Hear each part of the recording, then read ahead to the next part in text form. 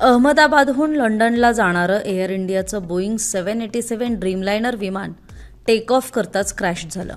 या अपघातात गुजरातच्या माजी मुख्यमंत्री विजय रुपाणींसह 265 जणांचा मृत्यू झालाय।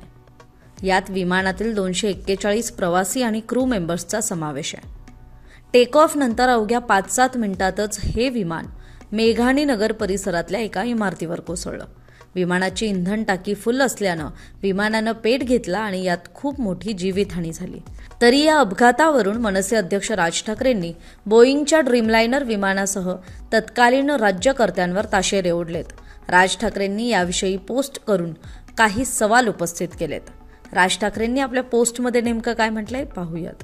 अहमदाबाद येथून लंडनला निघालेल्या विमानाचा अपघात झाला आणि त्यात अनेक प्रवासी आणि नागरिकांचा मृत्यू झाला। ही अतिशय दुःखद घटना आहे। या घटनेतील मृतांना भावपूर्ण श्रद्धांजली।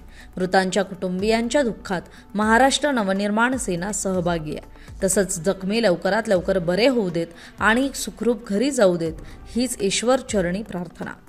विमान तंत्रज्ञानाबद्दल जरी मला खूप खोल माहिती नसली तरी माझ्या वाचनात काही गोष्टी याच्या आधी पण आल्या होत्या। त्यातून मला काही प्रश्न पडलेत। बोईंगच्या ड्रीमलायनर विमानाबद्दल खूप तक्रारी होत्या। 2013ला पहिल्यांदा जपान एअरलाइन्सच्या विमानाला आग लागली होती। त्यानंतर या विमानाबद्दल अनेक तक्रारी येतच होत्या। त्या इतक्या होत्या की 2020 ते 2023 या काळात अनेकदा या विमानांचं उड्डाण थांबवलं गेलं होतं। जानेवारी 2013ला तर अमेरिकेपासून युरोपपर्यंत जवळपास सगळ्या मोठ्या विमान प्राधिकरणांनी जवळपास 3 महिने बोईंग ड्रीमलायनरचं उड्डाण खंडित केलं होतं।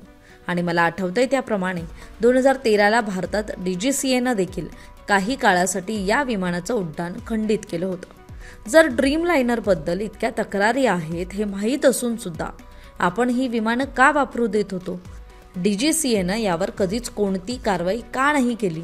आजच्या विमान अपघाताविषयी वाचताना अजून एक माहिती समोर आली। ती म्हणजे हे विमान 28 जानेवारी 2014ला एअर इंडियाच्या सेवेत आलं।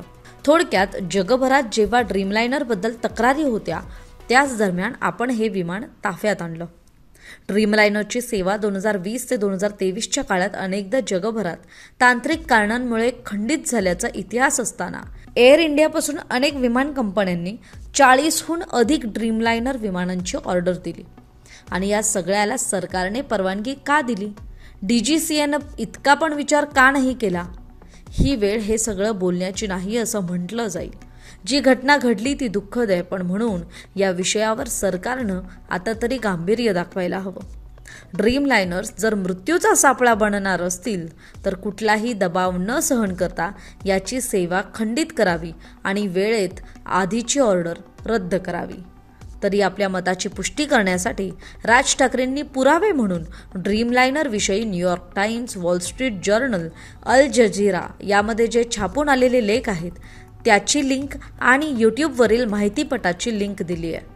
तरी राज ठाकरेंच्या या मताविषयी आपल्याला काय वाटतं? आपली मतं कमेंट करून जरूर कळवा।